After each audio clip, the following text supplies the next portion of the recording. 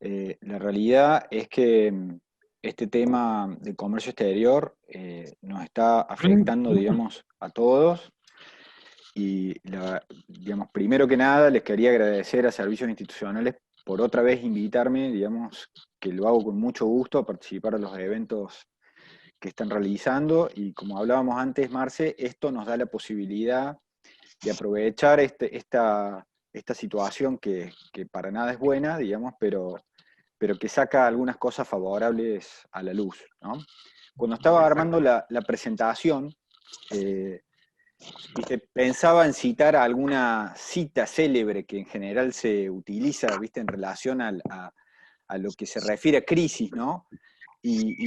Bueno, y analizaba unas frases de Einstein, de Confucio, de Steve Jobs, ¿viste? Y la verdad es que nosotros somos argentinos, estamos acostumbrados a vivir en crisis, nadie mejor que para vivir en crisis que nosotros. Si bien esta es una diferente, ya sabíamos que este año iba a ser complicado y se le sumó, digamos, esta situación absolutamente disruptiva, ¿no? Esta situación disruptiva, digamos, que significa la pandemia y que ya, por supuesto, grandes personalidades dijeron que lo habían anticipado y demás, y que estaba dentro de las posibilidades. En este momento tiene un impacto, digamos, similar a cuando se cayeron las Torres Gemelas, a la crisis financiera del 2008, u otras situaciones terribles, digamos, que nos ha tocado atravesar como humanidad, ¿no? En ese sentido, siempre me acuerdo que hace poquito, terminando una maestría de negocios, tenía uno de los profesores que nos hablaba del mundo VUCA, que no sé si ustedes están familiarizados con esa terminología, pero significa que es un mundo que tiene, el mundo VUCA significa que es un mundo volátil, con incertidumbre, con complejidad y con ambigüedad. Y si bien en ese momento, cuando me plantearon ese ejercicio del mundo VUCA, me parecía bastante normal a lo que hacíamos todos los días, ¿sí? La realidad es que hoy por hoy es un desafío muy grande porque han cambiado muchas cosas. En lo que se refiere puntualmente a comercio exterior, en nuestro país, cuando empieza esta situación, digamos, de la cuarentena, automáticamente se empezó a frenar toda la actividad de una manera bastante fuerte, ¿no? Y lo que primero encontramos es que la gente, que, que hay muchas empresas entre las cuales veo que están sumadas, digamos, acá, está acostumbrada a la locura que vivimos en nuestra actividad, que son las criticidades, los tiempos, las corridas, esa necesidad porque la mercadería esté antes de ayer y no mañana. Lo que primó, digamos, en una primera etapa fue esta cuestión de preservar la salud, ¿no? Y lo que vimos desde un primer momento fue que la gente, lejos de apurar, digamos, la provisión de mercaderías, estuvo preocupada por preservar la salud de la gente que intervenía en la cadena, ¿sí? Y esa fue la primera medida que la aduana puso de relieve a través de las instrucciones generales 1 y 2 que fue publicando, ¿no?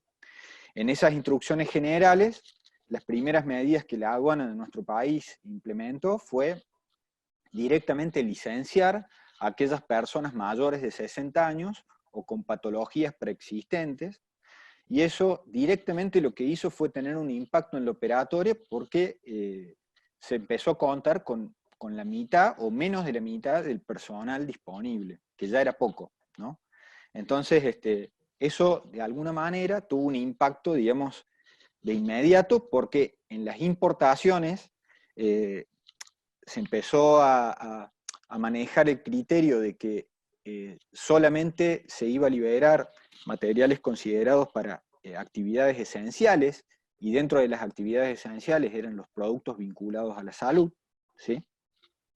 A la parte de alimentación, pero ya no entraban ahí repuestos de automóviles, por ejemplo, productos textiles, bueno, un montón de manufacturas generales que tenían que esperar su turno. Eso lo que hizo fue, por ejemplo, colapsar los depósitos fiscales en frontera del lado brasilero sobre todo, ¿sí? Y colapsar, digamos, de alguna manera también el tema de los puertos, que en este momento puntualmente, están teniendo muchísimos problemas operativos para dar turno a los efectos de que los operadores puedan hacerse con sus cargas, ¿no? Entonces, por un lado, pasó esa situación del personal reducido que impactó, digamos, de esa manera, porque la instrucción de la aduana era no darle curso a aquellas operaciones que no fueran esenciales. Entonces, estaba la duda de que qué pasaba si la mercadería, por ejemplo, venía terrestre de Brasil y llegaba acá, probablemente tendría que haber permanecido sobre el medio de transporte. Y eso era un riesgo muy grande que los operadores en principio no quisieron correr, y fue lo más razonable, digamos, en ese momento. Eso, en la medida que fue pasando el tiempo, se fue flexibilizando al punto tal de que nuestra actividad al día de hoy es considerada como una de las esenciales no para la salud, sino esenciales para la economía. Y al haberlo descrito de esa manera, el gobierno lo que hizo fue abrir el juego de una manera bastante amplia para que empecemos a trabajar dentro de esta nueva normalidad. Y hago mención a esto porque yo, sinceramente, tengo la firme creencia de que va a ser muy difícil volver al punto en el que estábamos antes del inicio de la pandemia, ¿sí? Creo que esto, indudablemente, es un corte de acá en adelante y que vamos a ver cómo se va a implementar. Entonces, dentro de esta nueva normalidad, bueno, una de las cuestiones que inicialmente se plantearon en la aduana era comunicar con anticipación las operaciones que se están realizando. Entonces, nosotros que mantenemos un volumen fluido de operaciones con la administración, lo que tratamos de hacer es de habilitarles el conocimiento de las cargas que nos están llegando con 48 horas o más de anticipación, para que, si lo pensamos desde un punto de vista financiero, es como armar un cash flow, digamos, para la aduana de las operaciones que están llegando, ¿no? Entonces eso le permite también a la aduana de alguna manera saber cuánta gente va a tener que disponer en cada uno de los depósitos fiscales para poder atender el flujo de cargas que están llegando, ¿no? Entonces, desde el punto de vista operativo, en este momento se está trabajando de esa manera. Ahora, nos encontramos también de que cuando, digamos, las mercaderías llegan, digamos, al país, también se requieren plazos para que nosotros podamos destinar esa mercadería, ¿no? Ustedes como operadores, nosotros como despachantes. Esos plazos en este momento se han estirado. De hecho, tenemos casos recientes donde vemos que el sistema no está liquidando la multa, digamos, por ejemplo, para documentar fuera de término, ¿sí? Tenemos casos prácticos, digamos así. También estamos viendo que las terminales portuarias han estirado también los plazos para el retiro del forzoso, que si no conocen de qué se trata, es una vez que los buques llegan, digamos, al país, digamos, las terminales dan un plazo de 5 días para retirar los contenedores de puerto. Eso se han venido extendiendo sucesivamente los plazos en función de la sucesiva extensión del plazo de la cuarentena, ¿no? Entonces también en un principio lo que vemos es que las importaciones sufrieron, digamos, un parate al principio casi total, ¿no? Después lo que tiene que ver con las exportaciones, el gobierno ya desde el principio lo que hizo fue plantear que la aduana iba a atender exclusivamente aquellas operaciones que resultaban impostergables por tratarse de mercadería perecedera con estacionalidad o que no resulte posible su acopio, ¿no? Entonces, eso abrió también el juego para que, digamos, los granos, digamos, pudieran seguir sus procesos exportadores, pero no ha sido sencillo, digamos, el proceso al día de hoy, ¿no? Es complejo y además también tiene que ver que en muchos casos ha derivado en costos adicionales, como por ejemplo la necesidad de solicitar servicios extraordinarios para algunas mercaderías, para la intervención de la aduana, para algunas mercaderías que antes no lo requerían, ¿no? Entonces, estas situaciones, digamos, hacen que hoy por hoy la parte de exportación esté complicada desde el punto de vista operativo sin contar el impacto que tiene desde el punto de vista económico, lo que ustedes están viendo a diario, que es la suba permanente del dólar blue, ¿no? Que de alguna manera condiciona, digamos, a aquellos operadores de productos primarios a frenar las exportaciones, hasta tanto la brecha, digamos, entre el dólar oficial, que es al cual ellos liquidan las divisas, se acerque de alguna manera o haya algún tipo de mecanismo que acerque esa brecha que en este momento se está agrandando cada vez más y que lo venimos siguiendo realmente con preocupación, ¿no? Entonces, lo que vemos también desde el punto de vista logístico es que en este momento, como yo le decía, los apuros ya no son tales y lo que vemos es que, bueno, hay muchas industrias paralizadas, digamos que el hecho de que la automotriz, sin ir más lejos, ¿no? Paralizada casi en su totalidad, que en este momento las demoras en el abastecimiento de sus insumos no son críticos, que antes son de vida o muerte, ¿no? Y lo que vemos es que los embarques marítimos están llegando siempre con demora, no se están respetando los cronogramas de arribo de los buques, hay buques que han suspendido directamente el arribo y están transbordando a otros que van a venir para acá. Córdoba ha perdido, por ejemplo, totalmente la operatividad por vía aérea, ¿sí? No llegan vuelos con cargas internacionales a Córdoba desde hace un buen tiempo, con lo cual está provocando un embudo, digamos, en el aeropuerto de Ezeiza, de arribo de todo tipo de cargas, con demoras de todo tipo. En un principio, para que ustedes se den cuenta, hay días, digamos, había días en la aduana de Ezeiza donde directamente no había personal, porque la gente de aduana no quería ir a revisar las mercaderías por miedo a los contagios, ¿no? Entonces, ante esa situación, digamos, después se llegó a un acuerdo en función a también los pedidos de muchas cámaras, digamos, que han hecho, no presión, sino que han planteado con razonabilidad la necesidad de no frenar, digamos, digamos, la normalidad, la nueva normalidad del arribo de cargas y de la necesidad de contar con mercadería, ¿no?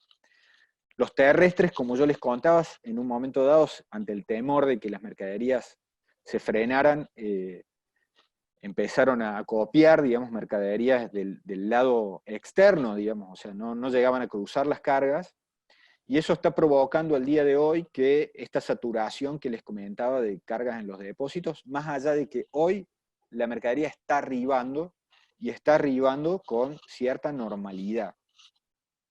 Entonces, los lugares operativos vemos que están funcionando con condicionamientos, pero están funcionando. Y en ese caso, lo que hemos visto es muy buenos resultados en relación a cuando las cámaras empiezan a trabajar en conjunto. Hemos visto cómo, digamos, la aduana, por ejemplo, a nivel nacional, ha sido muy permeable ante las necesidades de algunas industrias esenciales. Y la verdad que esa forma, digamos, si se puede llamar colaborativa de trabajo, creo que de la misma manera que ahora mantenemos las reuniones por esta vía, es una también de los progresos que tenemos que ver a futuro, ¿no? La manera de abordar problemas, digamos, de manera conjunta, y en ese caso me gustaría mencionar un poco digamos, lo que estoy viendo con mucho agrado entre la relación que se está dando entre la AFAMAC, que es la Asociación de Fábrica de Maquinaria Agrícola, y la SIECA, que es la Cámara de Industria Electrónica de Córdoba, donde están abordando problemáticas en conjunto, y me parece que eso es lo que todas las cámaras deberían hacer en adelante, y hasta incluso de manera privada las empresas también. ¿Qué es lo que podemos ver de acá a futuro? De acá a futuro, lo que estamos viendo en particular en cuanto a la operativa es esto que les contaba, esta nueva normalidad, ¿no? En este momento nadie está planteando su necesidad por encima del cuidado del personal interviniente, ¿está bien? O sea, nadie está pendiente de recibir una carga, aunque eso conlleve las urgencias que en otro caso todos seríamos sujetos de presión, ¿no? Entonces, ese criterio nuevo es el que está siendo fundamental tanto a la hora de programar cargas nuevas como a la hora de recibirlas, ¿no? Otra cuestión a tener en cuenta es la variación de los costos. Ya hablábamos de lo que tiene que ver con exportación, y lo que tenemos que ver es la variación de costos de la importación, ¿no? Estamos viendo que los fletes internacionales de cargas marítimas, por ejemplo, los precios se han derrumbado por la escasa actividad, digamos, que hay, por la baja muy grande de actividad. Y por otro lado, lo que estamos viendo es un delirio de lo que tiene que ver con los precios de la carga aérea, ¿no? Que se están pagando precios realmente increíbles por kilos, ¿no? Sobre todo lo que es de China, que es un párrafo aparte. No quiero ser, en ese sentido, no quiero sentar tampoco ningún tipo de comentario negativo, pero el virus nos ha llegado desde China, básicamente, es donde ha nacido, digamos, esta epidemia, y es donde en este momento la gran mayoría de las naciones que están afectadas por este virus se están proveyendo de los materiales para cuidarse del virus, ¿no? Entonces, bueno, si bien eso genera ciertas suspicacias, digamos, que después habría que ver, digamos, hasta qué punto es una suspicacia, digamos, la realidad es que se está encontrando, digamos, una cuestión particular con el tema de los precios de los insumos de salud, que son increíbles lo que está pasando, y lo que está pasando también es una guerra de precios en función de que la mercadería se está proveyendo al mejor postor, ¿no? Entonces, me consta, digamos, de empresas que habían pagado embarques y que se los demoraron porque apareció otro que le pagó más y le terminaron embarcando la mercadería a ese otro que pagó más, en general de Estados Unidos, que tienen también una política de adquisición agresiva, ¿sí? Y han tenido que postergar y esperar, digamos, embarques, digamos, luego, ¿no? A tasas, digamos, a unos precios de flete que realmente, bueno, Matías, que te tengo al lado justamente de mi pantallita, vos sabes, y te veo, digamos, y te tengo muy presente, particularmente en las últimas semanas hemos visto que tarifas que antes se pagaban $8 por kilo de un aéreo, en este momento, como baratas, se están consiguiendo a 25, ¿no? O sea, $25 el kilo, realmente un delirio. Lo que se está pagando, las urgencias en este momento se están pagando y se están pagando muy caras, ¿sí? Después me gustaría, Mati, que aportes desde tu punto de vista, digamos, esta cuestión que estamos viviendo, que es realmente increíble. Ahora bien, la realidad de Argentina, en particular, después de ver esta cuestión operativa, es que si bien antes estábamos complicados, ahora estamos mucho más, teniendo en cuenta que desde el punto de vista logístico eh, ya estábamos en una situación compleja. En este momento hay que ser muy creativo, digamos, para poder avanzar sobre determinados problemas. De cara al futuro, el tema del desarrollo de negocios, de lo que tiene que ver con la parte internacional, abre, por supuesto, incógnitas, ¿no? Porque desde el punto de vista de lo que tiene que ver con importación, lo que esperamos es que en función de la recesión que se espera, que va a ser realmente muy fuerte a nivel global, haya una cuestión vinculada al tema de los precios compleja, y además del tema de los precios, lo que también esperamos es que la gente empiece a redefinir sus compras, no necesariamente por precio, y lo digo porque en general el argentino compra por precio más que por calidad. O sea, primero compra por precio, después compra por calidad, ¿no? Eso a nivel mundial va a cambiar. A nivel mundial ya, incluso en conferencias que he tenido con gente de Estados Unidos y de Europa, se están replanteando seguir comprándole a proveedores chinos, por ejemplo, ¿no?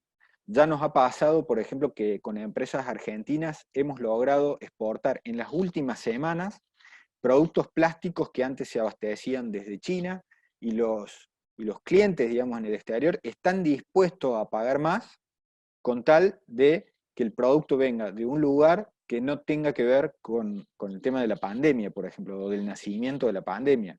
Lo cual, por un lado, es una buena noticia, y por otro lado marca que el tema a nivel global va a ser diferente, ¿no?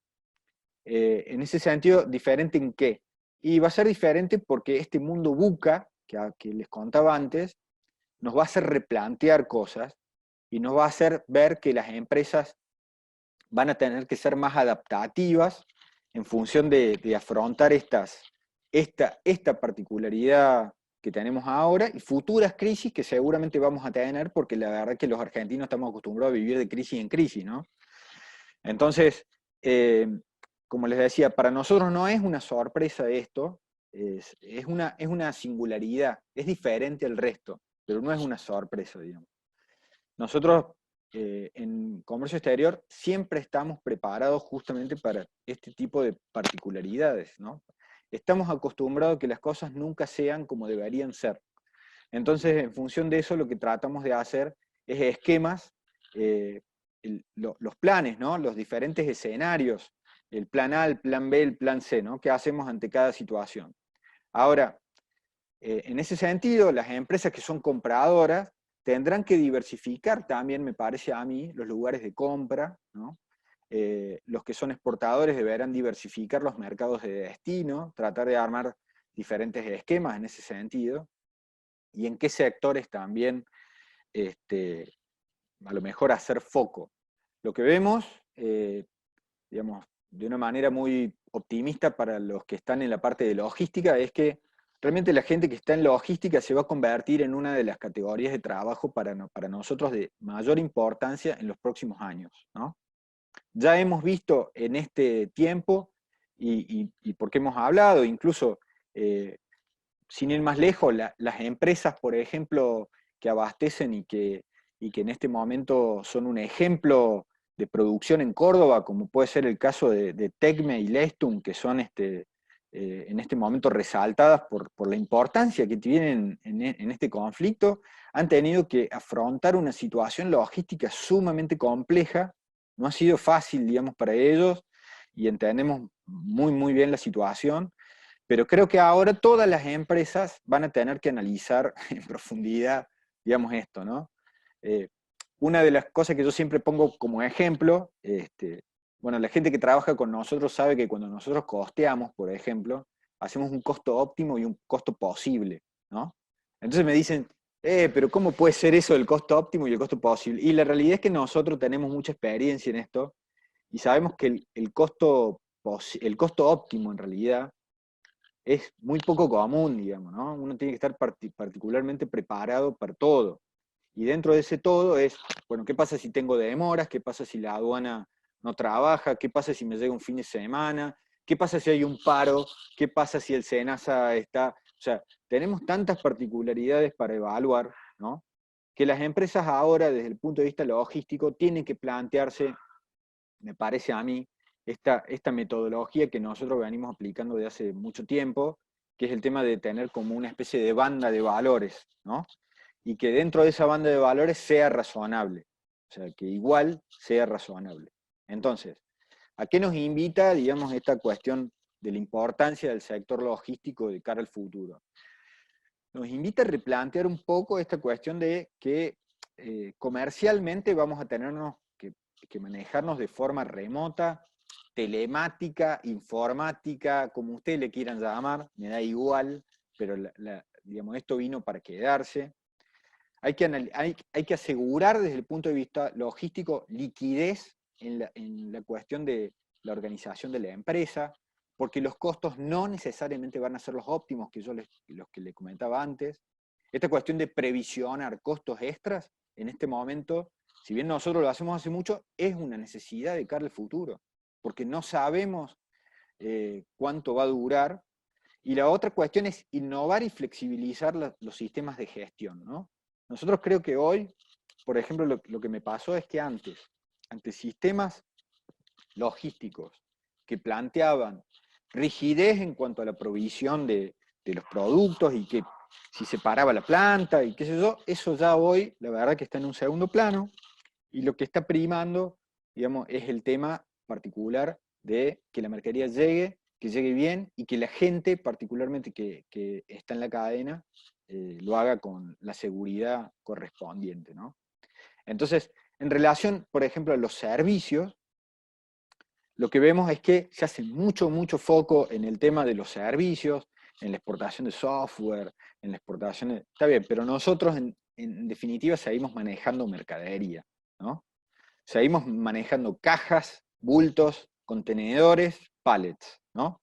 No salimos de esa lógica, no hay una despapelización tampoco de la aduana, digamos, yo todavía tengo que firmar papeles, presentarlos en la aduana, no hay trámites electrónicos, entonces eso involucra a que también los operadores tengan que mandar papeles físicamente, motos, este, en fin, todo un sistema, digamos, que no se ha adaptado tampoco a esta disrupción que hemos tenido con la cuestión del coronavirus, ¿no? Y lo que estamos planteando también es esta necesidad que algunas empresas tienen que aprovechar para reconvertirse, ¿no? Antes, César, viste, como hablábamos al principio, estábamos hablando de esto justamente, ¿no? De la necesidad de aprovechar este momento para reconvertirse, de cómo Argentina tiene que hacer, por ejemplo, para desarrollar ante esta situación sus exportaciones. ¿Qué hacemos? No podemos cerrar todo, ¿no? Tenemos que seguir trabajando. ¿Cómo nos adaptamos hacia esta nueva situación, ¿no? Y la realidad es que, por ejemplo, les cuento un caso, durante esta semana tuve una comunicación de un productor rural que maneja 23.000 hectáreas, digamos que no sé si, bueno, para los que conocen un poco del agro, es una monstruosidad, digamos, de hectáreas, es muchísimo, donde me llamaba con preocupación porque él quería vender productos primarios, ¿no? Entonces quería buscar estrategias para vender sus productos primarios en el mundo. Entonces, la realidad es que ya eso hay que cambiarlo, ya no va más, digamos, el tema por ahí. Los productos primarios acá los exportan 10 empresas en el país, que, digamos, concentran el 90% de las exportaciones de los productos primarios. Hay que tratar de que si uno tiene, digamos, hoy creatividad, innovación y demás, hay que empezar a pensar que el mundo va a necesitar consumir, por ejemplo, alimentos, no productos primarios. Nosotros no somos exportadores de alimentos, somos exportadores de productos primarios con los cuales se elaboran alimentos, que no es lo mismo. ¿Está bien? Entonces, si nosotros no avanzamos sobre esos cambios estructurales, nos va a costar muchísimo insertarnos en el mundo. Insertarnos en el mundo a través de redes internacionales. Por ejemplo, que permitan que una empresa pueda formar redes a través de producción de cadenas de valor, digamos, en diferentes lugares, ¿sí? Por ejemplo, acá en Córdoba nosotros vivimos muy de cerca lo que fue los encadenamientos productivos que en su momento ProChile planteó para el desarrollo de su economía, ¿no? Y, por ejemplo, nosotros estamos desarrollando proyectos vinculados, por ejemplo, estamos con un proyecto muy lindo porque es una empresa clase B, digamos, que tiene un fin social, digamos, y que lo que hace es exportar tabaco orgánico, donde la posibilidad está en exportar el tabaco de manera que a través de una asociación con una empresa europea, ese trabajo pueda ser acondicionado, vendido, de manera tal que también el productor de acá pueda participar de la rentabilidad de la venta en el exterior, ¿no? Entonces, hay que tratar de innovar en ese concepto, hay que tratar de entender que tenemos que hacer las cosas diferentes si es que queremos tener un resultado diferente. ¿Por qué? Porque la realidad es que, está bien, vamos a ganar terreno o por los sectores, digamos, ganadores de esta pandemia, sin duda va a ser el sector del software, de los datos, de la tecnología vinculada para la producción, o sea, las empresas que dudaban en automatizar sus producciones ahora seguramente lo van a acelerar, como ya estamos viendo con gente que se dedica a eso. Va a ser un gran ganador también la cuestión del diseño, de la ingeniería, del control del control de calidad. Vos, César, vas a tener mucho trabajo, las patentes, lo que tiene que ver con las licencias, know-how. Bueno, hay un montón de cuestiones que incluso requieren mejoras en temas de management y en las herramientas de marketing.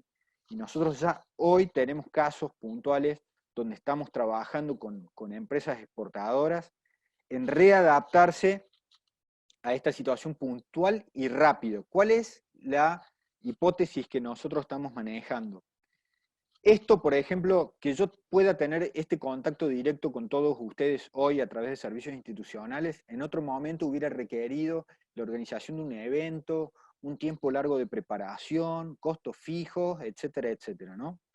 Imagínense del lado de un exportador que tiene que asistir a una feria comercial, exportar la muestra, hacer el ingreso, participar de un stand, de rondas de negocios, viajes, pasajes, etcétera, etcétera. Hoy esto nos ha acercado tanto que en nuestra experiencia lo que estamos viendo es que hay un contacto prácticamente directo con los clientes potenciales.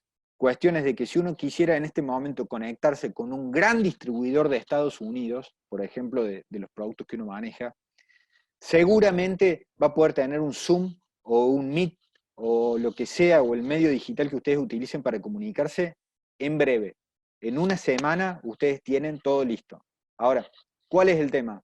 Hay que adaptarse a esa realidad porque hay que diseñar el pitch correspondiente para que las empresas puedan ya comunicar a través de la vía digital, empezar a desarrollar ya lo que tiene que ver con el marketing digital para eso, ¿no? O sea, lo que tiene que ver con los medios audiovisuales para transmitir nuestro producto, para poder transmitirle, digamos, a las empresas los videos, para poder transmitirle todo lo que podamos a la distancia correspondiente para que esa persona se interese en nuestros productos y que en definitiva después dependamos de que reciba una muestra por courier a los efectos de bajar el martillo por sí o por no.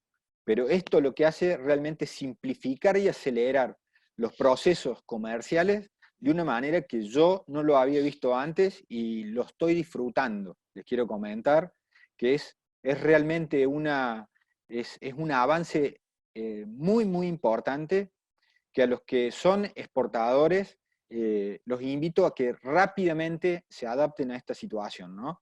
Y les digo esto porque las comunicaciones que estamos teniendo tienen que ver con esa espera de volver al punto anti-cuarentena, antes de la cuarentena, ¿sí? Y nada indica que eso vaya a ocurrir, ¿no? O nada indica que eso vaya a ocurrir en el mediano o largo plazo, porque hasta el momento, hasta que no haya una vacuna, hasta que no esté de alguna manera parado de una manera cierta la propagación del virus, vamos a estar siempre expuestos, digamos, a potenciales reapariciones o contagios, digamos, del virus, como ya ha pasado en zonas de China donde han tenido que cerrar sectores porque han encontrado rebrotes, digamos, del virus, ¿no? Entonces, ¿cuál es el desafío? El desafío para todos es no aceptar esto, no aceptarlo, ¿no? Es adaptarnos rápidamente y empezar a implementar los mecanismos digitales que nos permitan vender y que nos permitan vender rápido. Créanme que ese paso, digamos, es sumamente rápido, muy agradable. Los contactos se generan con la misma cercanía que los contactos personales y realmente creo que el desafío está en entender que esta es la nueva normalidad. Esta es la normalidad. Esto es lo que vamos a vivir, digamos, de acá en adelante, y que este péndulo, digamos, que algunas personas, digamos, indican que es este péndulo que se espera que vuelva al mismo lugar que estaba antes de la crisis, es una hipótesis que deberíamos dejar de manejar en este momento para avanzar en elementos prácticos que nos permitan desarrollar nuestros negocios. ¿Desarrollar nuestros negocios en qué sentido? En materia de importaciones va a haber oportunidades de compra sin lugar a duda, ¿no? Después vamos a ver, por supuesto, si el mercado interno responde y tiene lugar para vender cosas, ¿no? Porque la economía va a estar muy complicada. Pero por otro lado, las exportaciones también van a mostrar oportunidades en función del reacomodamiento que va a haber a nivel global de las compras y de los precios, ¿no? De las formas de compra y de los precios internacionales. Con los cuales yo lo que quiero, digamos, para cerrar y abrir un poco el tema de las consultas y el diálogo con todos ustedes, es que la Argentina, digamos, tiene muchos desafíos de acá, siempre los tenemos, ese es el tema, siempre tenemos desafíos, ¿no? El desafío es realmente que de una buena vez podamos transformar una crisis en una oportunidad para todos, ¿no? Adaptándonos a esa nueva realidad. Así que con esto, Marce, te doy el pie a vos para que abramos un poco la charla con la gente. Me gustaría, eso sí, si me dejas, digamos, tener la posibilidad que le des la chance a Matías Rocha, particularmente, de que nos cuente un poco lo que está pasando con las increíbles tarifas de los fletes, para que un poco todos los operadores estén al tanto de esta situación. Y desde ya, muchas gracias a todos. No, gracias a vos, Dani, muy clara la exposición, muy útil, muy productiva.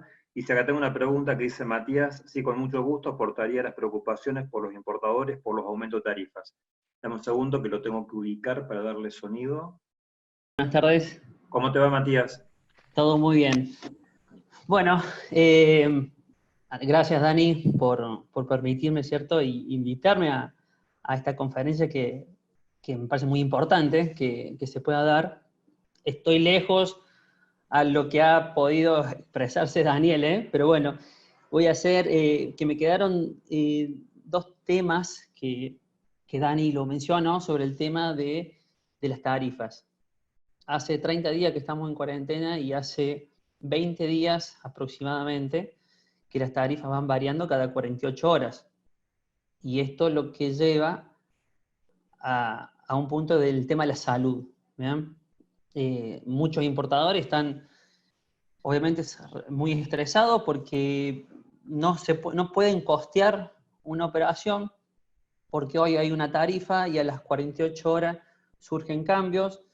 Entonces no terminan de entender cuáles son los motivos. ¿Bien?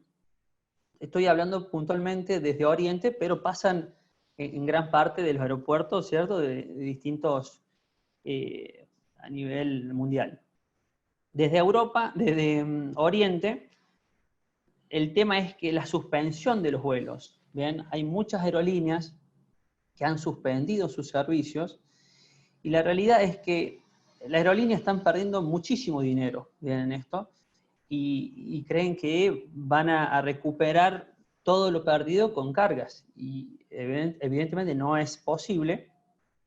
Entonces una tarifa de que empezó a $6 aproximadamente, después pasa a 10 y hoy estamos hablando de una tarifa de 19, $20 desde algunos aeropuertos principales, ¿cierto?, de China, como Shenzhen, Cantón, e inclusive de Shanghái.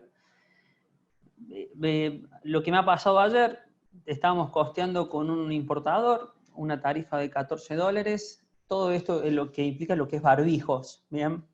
Todos productos de médicos.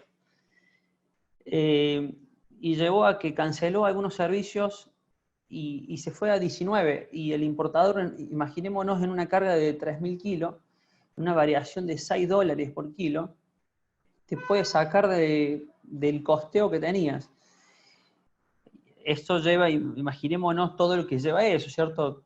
Una suba de base imponible, IVA, todo costo, ¿cierto? Que después se tiene que trasladar a lo que vemos cada uno en la tele cuando vemos que suben los precios de barbijos o distintos tipos de barbijos. Así que bueno, la realidad es que esto va cambiando día a día. Hay que ser muy cuidadoso. Yo también soy de esa línea de manejar un costeo estimado y que ojalá podamos llegar a ese óptimo. ¿Bien? Pero bueno, es difícil hoy en la actualidad como estamos. Muchas aerolíneas están haciendo, hay muchos rumores de que no tienen que pasar por Estados Unidos, hay muchas cargas que se retienen. Parte es verdad, parte de esos rumores son mentiras, pero la cuestión es que está colapsada esa ruta de China a Estados Unidos. Hay Y una gran complejidad, Mati, y hay una gran especulación, las dos cosas al mismo tiempo, ¿no? O sea, hay una gran complejidad en el tema de la salida de los vuelos de las aerolíneas y una gran especulación con los números. Nosotros estuvimos justamente participando de la negociación de un charter, que vos lo conocés, y la verdad que los precios se dispararon de una manera increíble, ¿no? A ver, no sabemos hasta qué punto es la realidad del mercado y hasta qué punto es pura especulación de los operadores, ¿no? O sea, pero la realidad es que vos, viste, la situación que estamos manejando es que una carga que cotizás hoy, dentro de una semana ese precio no servía para nada, digamos, ¿no? O sea, no se No están sirve, manteniendo las cotizaciones. no se están manteniendo las cotizaciones de las aerolíneas tienen una vigencia de 48 horas. Le trasladamos eso al cliente y el cliente dice, se ríen porque no, o sea, me dice, 48 horas, no llegó a ingresar la carga al aeropuerto y que ya me la estás modificando. La verdad que sí, es así. No estamos para probar cosas nuevas en cuanto a logística, porque cualquier aerolínea, hay muchos charters nuevos que uno no conoce y una diferencia a lo mejor por $1, y la verdad que hay muchos que no se atreven a tomar ese riesgo, ¿eh? Más que todo por todos esos rumores que están dando vuelta. Pero sí, Dani, me sumo a que los charters, estamos de vuelta con un charter que aparentemente va a salir el 4 ahora de mayo, y lo que hizo eso es a unirnos, ya sea de las cámaras. Nosotros pertenecemos a la Asociación de Agentes de Córdoba, a la ASI a nivel internacional, y con algunos agentes de carga de Buenos Aires, la única solución era unir fuerza, unir volumen y kilos para ver si llegamos a esa tarifa relativamente competitiva, vean, que pueda estar en el mercado. La verdad Que es es que un está poco lo que planteaba al principio de un trabajo colaborativo, ¿viste? Si no se trabaja de esa manera, difícilmente se obtengan buenos resultados. De ahora en más, me parece, ¿no? es muy difícil. A mí me da tristeza el aeropuerto de Córdoba porque estamos muy lejos a devolver a ser como estábamos antes, con varias alternativas, con posibilidades de venir desde Oriente, vía Europa, vía Estados Unidos, vía Australia, que le dio una solución a varios clientes, ¿bien? Porque eran mercaderías que se demoraban en Estados Unidos. Y la verdad que lo veo complicado. Anoche ya American Airlines nos informó que no tiene ni mira de retomar el servicio a Córdoba. El servicio de LAN va a seguir por el momento con el camión semanal. Entonces, y Aerolínea Gol, la verdad que no atienden los teléfonos, están ya no saben qué van a hacer. Volver a la normalidad es como, no sé si va a ser en este año, lamentablemente. Sí, por eso yo la verdad que hablo de esta nueva normalidad, ¿no? O sea, pensar de que mágicamente vamos a volver al punto anterior al inicio de la pandemia, digamos, no va a ocurrir. En ese sentido hay una pregunta muy buena en el chat que hace Luis Guarda, ¿viste? Que justamente dice si veo la pandemia como una puerta a una mayor globalización, ¿viste? Y eso está muy buena esa pregunta, porque la realidad es que, no sé si ustedes vienen siguiendo, seguramente todos vienen siguiendo los medios, porque ahora todos que trabajamos, hacemos home office, nos estamos devorando todos los medios todo el tiempo, pero la realidad es que se está hablando que esto es muy parecido a una situación de posguerra o de guerra, digamos. Todo el mundo está hablando de que esto es una guerra, ¿no? De hecho, el concepto de buca, digamos, viene de ahí, digamos, o sea, creado por el ejército, posguerra fría, digamos, atendiendo los escenarios ya que se trazaban después de la década del 90. O sea, la realidad es que hoy es difícil entender, digamos, cuál va a ser la globalización, si es que va a haber, porque esta situación puntualmente y los abusos que estamos viendo, por ejemplo, en el abastecimiento de los insumos y demás, puede provocar que esos países que estaban en un camino, digamos, de cerrar sus economías, tengan la excusa perfecta, digamos, para fundamentarlo, ¿no? O lo que podemos esperar también es que si esperamos siempre que haya un bien mayor, ¿no? Aspiremos a una globalización con nuevos actores y con una nueva lógica, que no es la actual, ¿no?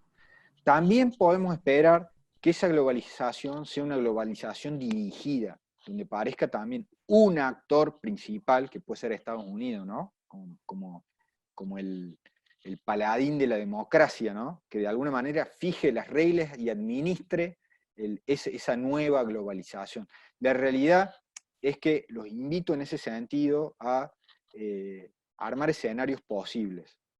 Siempre, digamos, pensar los escenarios posibles en función de cómo la empresa puede adaptarse también a esos escenarios posibles, para que no nos tome nada, o digamos, si nos toca algo, que no nos toque por sorpresa, digamos, ¿no? Que sea algo que lo teníamos más o menos previsto, ¿sí?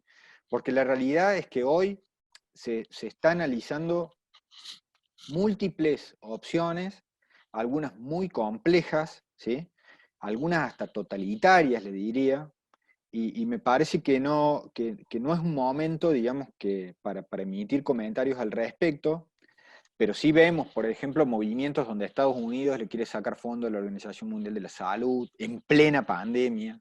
Digamos, estamos viendo que China, digamos, también tiene una actitud de que, por ejemplo, en vez de exportar rápidamente los insumos, durante las últimas semanas lo que hizo fue demorar la exportación de todos los insumos, creando una normativa de fuerza mayor, que le dicen ellos, en la cual ha pedido que las firmas demuestren certificaciones para la exportación de sus productos. Entonces, no sabemos si eso lo hicieron porque realmente que lo tienen un descontrol interno increíble, pero más allá de eso, no sabemos si también lo hacen para crear este conflicto en relación a los precios de una manera muy grande.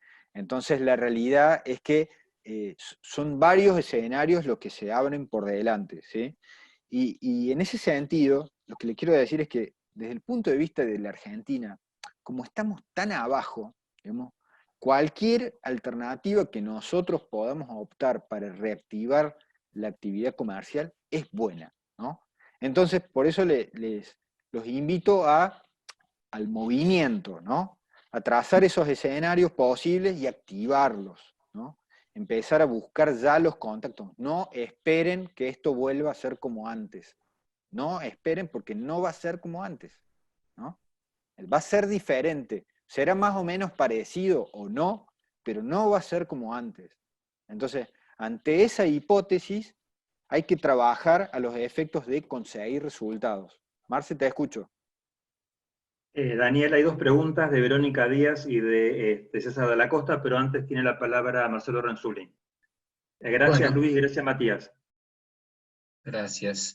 A ver, yo tenía dos preguntas y un comentario. La primera pregunta tal vez no sea para el excelente profesional que sos, Daniel, sino para algún gurú. Y no sé si tenés bola de cristal al mano, así que no sé si te vas a animar a responderla.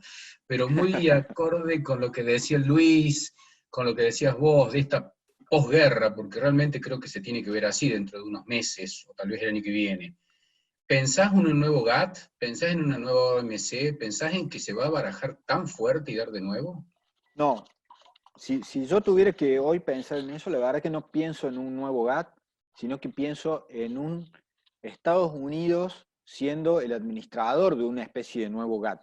Hoy, como está planteado, ¿por qué planteo esto? Porque indudablemente Estados Unidos también está en un proceso electoral, ¿no? Donde Trump, digamos, en particular, no es que tiene todas las de ganar, ni que digamos, de que el pueblo norteamericano está totalmente de acuerdo con su política. De hecho, no es así.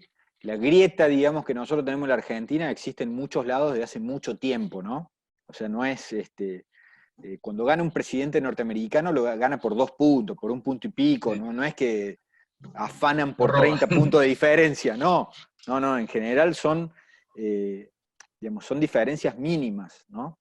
Entonces, yo te diría, viste, lo que planteaba antes, dentro de las hipótesis posibles está la posibilidad de que, por supuesto, esté marcado, digamos, un cambio en función de los liderazgos mundiales que están apareciendo, en los cuales, digamos, Estados Unidos claramente quiere romper con el establishment y establecerse como el paladín, digamos, de lo que es el orden mundial, o, digamos, lo que siempre ellos pregonan, que ellos son digamos, los defensores de la democracia. Y está bien, desde un punto de vista, yo particularmente hace varios años que lidero el Comité de Comercio Internacional de AmCham, con lo cual conozco un poco lo que tiene que ver con el pensamiento norteamericano y la lógica que ellos tienen para el desarrollo de negocios globales, pero como yo les decía, digamos, esto en este momento depende de los liderazgos que vayan emergiendo, digamos, durante y post pandemia, ¿no? En ese sentido, fíjense que Europa, no hay una cohesión europea, cada uno de los países se está como manejando individualmente, no hay una política colectiva en ese sentido. Inglaterra, digamos, también tuvo un manejo, digamos, un poco similar al de Estados Unidos y no le fue bien, no le está yendo bien. A Estados Unidos no le está yendo nada bien. Tengo gente que está viviendo en Nueva York con muchísimo miedo en relación en este momento a la cantidad de muertes que están sufriendo. Entonces hablamos con ellos, yo hablo una vez por semana por lo menos para ver cómo andan y para ver si siguen, si siguen en contacto. En vivos. Pero, claro, pero la realidad es que yo no puedo, digamos, decirte por dónde va a ir. Sí te puedo decir que hay 3 o 4 posibilidades o más de por dónde puede ir, ¿viste? Ahora, ¿de qué depende eso? Y es muy complejo, ¿me entendés? Es muy complejo. Y más allá de todo eso, ¿viste? Yo tengo la visión de que Argentina siempre estuvo complicada, ¿viste? Estuvo complicada cuando el mundo estuvo en orden, estuvo complicada cuando el mundo estuvo en conflicto. El Siempre único estamos momento que no tuvimos complicados, conflicto ¿no? fue en 2008. Cuando todo reventó, nosotros estábamos muy tranquilitos, porque Sí, estábamos está bien, acostumbrados a la pero en crisis. este caso puntual lo que el gobierno me parece que de alguna manera tiene que ver es cómo están funcionando los privados. Y vuelvo a repetir el caso de Tecme y Leistung. Todo el mundo se está apoyando en ellos ahora. Entonces, imagínense si Tecme y Leistung fueran fábricas del gobierno, con punteros políticos, con gremios adentro. O sea, realmente en este momento el aprendizaje es que el desarrollo de los privados, en particular, este sostenimiento de las pymes, de las empresas y demás, es fundamental, más allá del rol que tiene que tener el Estado en sí mismo, digamos, para sostener eso. Pero el Estado tiene que sostener y apoyar, porque el desarrollo no está en el Estado, el desarrollo está en los privados. Entonces, si entendemos eso de una vez y se apoya la gestión de los privados, no con estos planes, sino con o subsidios o prórrogas de impuestos, o esto que es totalmente secundario, sino con planes en serio para el desarrollo de las actividades industriales, comerciales, de servicios, lo que sea, ahí podemos llegar a tener una ventana de oportunidad. Y si no, las empresas en sí mismas siempre dependemos de nosotros. O díganme quién de ustedes en realidad se pone a pensar en el contexto, digamos, tanto a la hora de tomar decisiones. Nosotros dependemos de nosotros, de cómo nosotros le demos rumbo al barco que nos toca manejar, ¿no? Y en eso estamos todos, ¿no? Entendiendo que estamos en una tormenta y hay que enderezar el barco para diferentes lados, ¿no? Pero de eso se trata, Marce. Me parece que es un escenario complicado que tiene muchas soluciones posibles. Y China tampoco es la ganadora a priori de este juego. Y China, Comercialmente ¿viste? hablando, ¿no? China, digamos, cuando entró Trump, que Trump lo que hizo fue plantear un escenario de economía cerrada, donde, digamos, lo primero que planteó fue el Buy USA, o sea, que se vuelva a comprar productos norteamericanos. China, en contrapartida, planteó una cosa increíble que es transformarse en el paladín del libre comercio, algo que hace años atrás era muy difícil, o sea, pensar, ¿no? Entonces, no tenemos que olvidar también que China es un régimen comunista y de alguna manera, digamos, totalitario, ¿no? Entonces, está el caso, por ejemplo, de ese periodista que denunció el médico que supuestamente había comunicado lo del COVID y que desapareció, ¿no?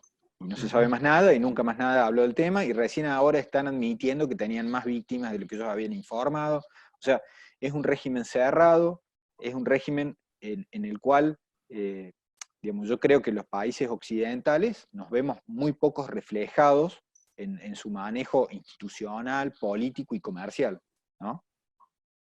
Bien, gracias. La segunda la dejo por chat, así le doy participación al resto. Así que Dale, bueno, gracias Marcelo Ronzulli. Dani, hay una pregunta de Verónica Díaz.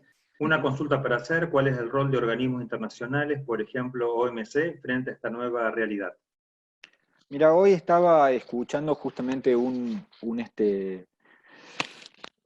comunicación que mantuvo Roberto Acevedo, que es el presidente de la OMC, donde básicamente lo que están haciendo es siguiendo de alguna manera el avance de este tema, pero para mí los organismos internacionales indudablemente tendrían que tener un rol más activo, ¿no? Por ejemplo, la OMS, ¿no? La Organización Mundial de la Salud, debería de alguna manera intervenir, así como acá, por ejemplo, el gobierno argentino salió a poner como especie de precio límites, digamos, de los barbijos, ¿entendés? Y bueno, la OMS de alguna manera también tendría que controlar que los precios de los insumos que encima salen del país donde salió digamos, la pandemia, tengan un límite en cuanto a la provisión. Debería administrar también, digamos, las prioridades, porque, bueno, un poco con Matías comentaba, digamos, el tema de las tarifas, pero no sé si ustedes han averiguado el precio de las mascarillas, por ejemplo, desde hace un mes atrás a este mes, es una locura. Eso de alguna manera debería estar administrado, porque en definitiva, a mí me pasó que antes de que empezara esta pandemia, digamos, una máscara N95, por ejemplo, que es una máscara que viene con una válvula, digamos, en el frente, costaba 100 pesos y hoy vale 1000. Entonces, hay algo ahí que debería estar controlado y debería estar controlado también a nivel internacional. Indudablemente también los organismos internacionales, en base a estos liderazgos que planteaba, digamos, hace unos minutos atrás, han perdido peso, ¿no? Han perdido peso esos organismos internacionales y han ganado, digamos, aquellos liderazgos más fuertes de los países como China, de los países como Estados Unidos, y incluso Europa está siguiendo un poco, por supuesto más para Estados Unidos, pero tampoco es como algo intermedio, digamos, tiene una postura propia, digamos, ¿no? Pero básicamente en este momento se está cuestionando mucho, digamos, la participación de los organismos internacionales, al punto tal de que los países que son los que financian estos organismos les quieren sacar los fondos. Le habilité el micrófono a César de la Costa para que haga su pregunta, que es larga para leerla por chat. Bueno, Daniel, tiene que ver un poquito con lo que empezamos a hablar antes de comenzar con la charla. Vos estás en contacto, en definitiva, con el mundo y estás atento a nuevas necesidades que van surgiendo. Entonces mi pregunta sería, para cualquier productor o potencial exportador desde acá de Córdoba, ¿cuáles crees que van a ser de acá en adelante las nuevas barreras pararancelarias que van a reinar y a las cuales nosotros, si las conocemos de antemano, podríamos prepararnos como para comer algo de esa torta que se va a dar en el nuevo contexto internacional? Está bueno eso, y vos que conocés el tema de calidad, César, digamos, por ejemplo, ya veíamos que, viste, los estándares de calidad de los países desarrollados, digamos, es alta para los estándares de calidad que manejan las empresas a nivel local. Por eso, pocas empresas locales pueden acceder a mercados exigentes, ¿no? Entonces, en vez de inundar el producto, o por ejemplo, los países desarrollados, pero no el mundo, sino los países desarrollados de productos alimenticios, digamos, de calidad, no está haciendo así, porque pocas empresas, por ejemplo, cumplen con las normas europeas o con las normas HACCP que pide, digamos, Estados Unidos, ¿no? Entonces, ese es uno de los desafíos iniciales, que es la calidad de la producción, por un lado, ¿no? Que desde hace tantos años se viene hablando y tan pocos avances, por desgracia, hemos tenido, ¿no? Porque ese es el tema, ¿no? O sea, tan pocas, o sea, qué sé yo estuve, por ejemplo, en febrero, antes de que empezara todo esto, negociando, digamos, productos en Estados Unidos o tratando de armar la distribución de productos alimenticios en Estados Unidos, ¿no? Y nos encontramos muy limitados en cuanto a la oferta de productos que podemos presentar. Porque pocas empresas, en definitiva, cumplen con las normas sanitarias exigidas en esos países. Entonces, primer punto, entender que las normas de calidad en cuanto a la producción son fundamentales, primero que nada. Segundo, entender que de acá en adelante lo que se va a hacer es controlar seguramente lo que tiene que ver con el embalaje, con lo que tiene que ver con el tema de la cercanía con el producto, pero el producto después del flete, ¿no? Y siempre me acuerdo de casos puntuales, que Mati también lo conoce muy bien, el caso de que, por ejemplo, cuando uno tiene que exportar determinados productos, tiene que, no sé, fumigar los contenedores, ¿no? Por ejemplo, que el SENASA intervenga a los efectos de salubridad, de verificar que no haya ningún tipo de patógeno, digamos, ahí correspondiente. Forrar el interior de los contenedores para que la mercadería no toque, digamos, la superficie del acero, que en una época hasta se consideraba que la pintura era tóxica, digamos, ¿no? Y no permitían hasta la importación de los contenedores por eso. O sea, yo creo que, por un lado, deberíamos hacer hincapié en el tema de que se mejore lo que es la producción de alimentos con normas de calidad. Primer punto. Y por otro punto es el tema de decir, por ejemplo, si nosotros pensamos de acá en adelante, esto que yo les comentaba desde el punto de vista del marketing, que se los comparto porque es lo que he venido hablando con algunas empresas exportadoras. Si yo tuviera que hacer mi folleto o mi video en este momento para que una empresa del exterior me quisiera comprar en plena pandemia mis productos, ¿no? Ok, yo debería readaptar el video viejo que tengo, ¿no? Que hice hace 10 años atrás, 5 años atrás, mostrando, viste, la imagen aérea de la fábrica, y la gente, viste, los camiones circulando, y qué sé yo, y debería mostrar a la gente trabajando, por ejemplo, con barbijos, con cubrepiés, con cofias, con trajes, digamos, de inocuidad de alguna manera, ¿no?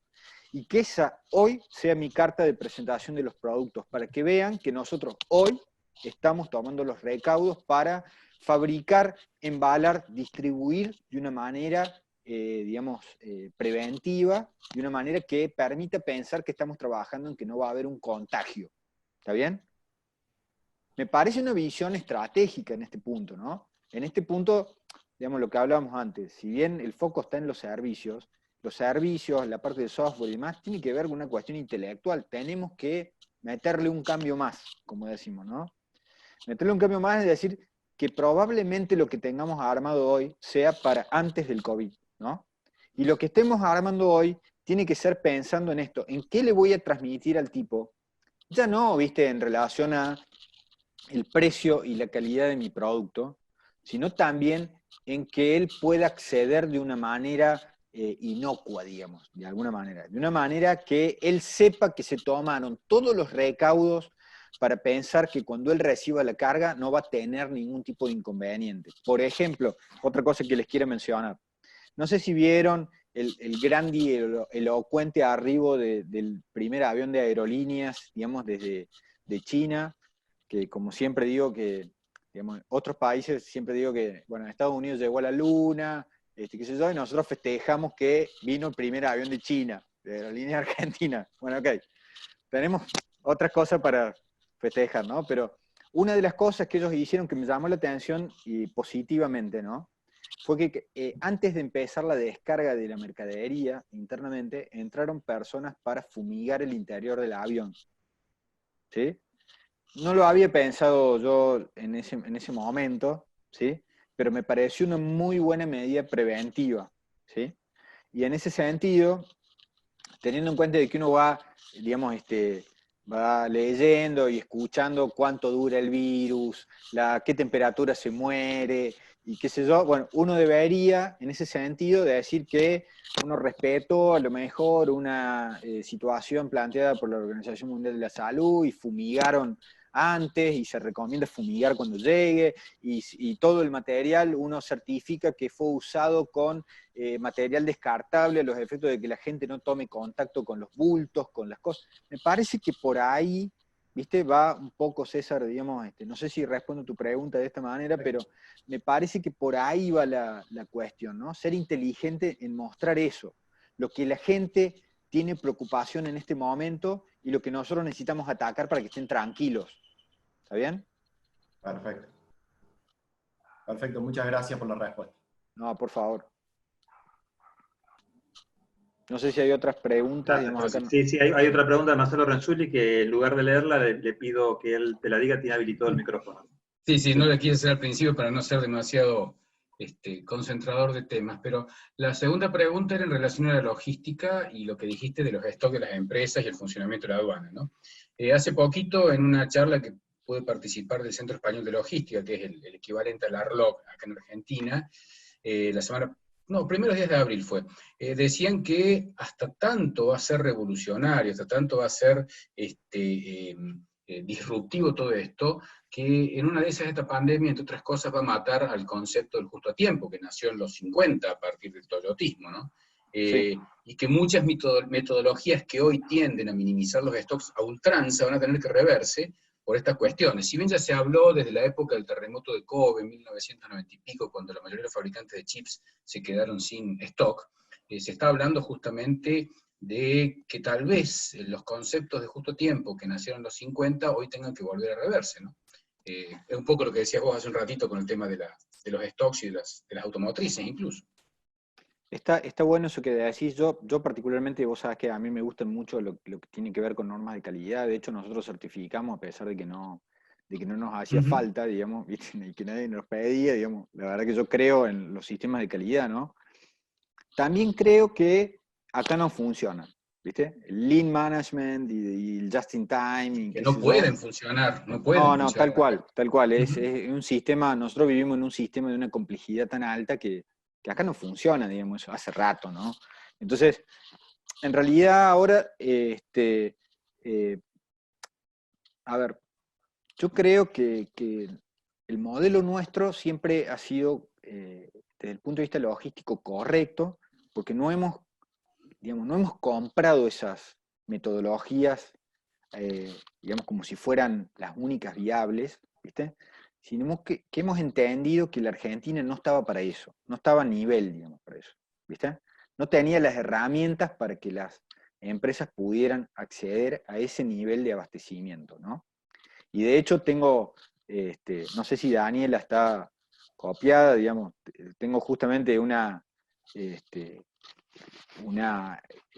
clienta, digamos, que sabe porque es del sector automotriz y vive renegando por los tiempos, digamos, de provisión y uno la pasa mal y sufre, pero porque en realidad esto no está preparado para que eso funcione de esa manera, ¿no? Y mucho menos cuando vos tenés movimientos transfronterizos de mercadería, ¿no? Una cosa es que vos hagas un just in time cuando vos tenés un clúster tecnológico y el flaco está cruzando tu calle, entonces te manda, digamos, un tractorcito con las piezas. Bueno, genial, ahí el just in time anda de 10. Cuando vos tenés un movimiento transfronterizo y en realidad estás en un país complejo como el nuestro, con normativa compleja, con sistemas que fallan, con sistemas que siempre te están, digamos, planteando posibilidades de ser creativo, ¿no? Y de cómo siempre nos están, lo que yo siempre digo es que utilicemos las figuras que siempre nos están poniendo una bomba arriba de la mesa y todos los cables son del mismo color. Y tenemos que cortar uno. Bueno, ok. Entonces, en definitiva, nosotros estamos acostumbrados un poco a eso y entender que eso, a ver, son muy buenas las enseñanzas que esos sistemas de calidad dejan internamente dentro de la empresa, pero yo creo que son absolutamente impracticables y mucho más en lo que tiene que ver con comercio internacional. ¿Viste? Sí, y mucho Argentina más en nuestro país. Y mucho más en nuestro país. Bueno, entonces, por eso. Ese tema yo siempre lo comento, de que Argentina, para lo que es logística del justo a tiempo, tiene dos grandes problemas y los dos son esdrújulos. El primero, que es un país periférico, y el segundo, que es un país macrocefálico. O sea, estamos en el traste del mundo y la logística del justo a tiempo se tiene que hacer en cercanías. Y por otro lado, Buenos Aires es demasiado grandote, manda todo y las provincias y el interior están muy complejos para el justo a tiempo. Pero que lo digan los europeos, que están a 2 kilómetros de sus plantas, es todo un desafío de pensar de que hoy no es el costo ultranza, sino preservar calidad de servicio, ¿no? Un poco lo que bueno, pero también. eso también te tiene que llevar a pensar, viste, dentro de los escenarios posibles, eso que vos comentaste recién de cómo está Argentina en el mundo, nosotros lo venimos viendo hace rato, por eso yo en su momento estuve muy en contacto a través del AmCham, digamos, con la Agencia Argentina de Inversiones, que era lo que reemplazó a la Fundación Exportar, para avanzar en el concepto de los stocks descentralizados o hubs logísticos en el exterior. En definitiva, acá hay muchas empresas de todo tipo, pero imagínense que ustedes siguen produciendo y como está el mercado destrozado, digamos, en este momento por el tema de que no se vende nada del COVID, ¿no? Imaginemos que esto pasa y el mercado mundial con sus limitaciones se reactiva, pero el mercado nuestro no termina de activarse. La realidad está en que las empresas tienen que ser creativas en posicionar sus stocks en el exterior. Entonces es decir, bueno, ¿dónde los dejo? Los dejo juntando mugre y tierra, digamos, en mi depósito, que, en un mercado que no se mueve y que nadie compra, ¿sí? O los traslado a un mercado que está en movimiento, que se está vendiendo, y a partir de ahí armo mi estrategia comercial. Y ahí es donde yo les digo que la innovación no es solamente desarrollar un software, digamos, genial y que todo el mundo hable de ese software. No, la innovación en este momento no es un concepto meramente tecnológico. La innovación tiene que ser comercial, de management, logístico, tiene que ser... Totalmente de acuerdo. Tiene que pensarse de una manera mucho más amplia, y en ese sentido, digamos, lo veo ahí a Rubinstein, digamos, también dentro de mi pantalla, digamos, ¿cómo te va, Federico? ¿Todo bien? Es el tema de decir, si yo fabrico las máquinas, digamos, que hace Federico, ¿no?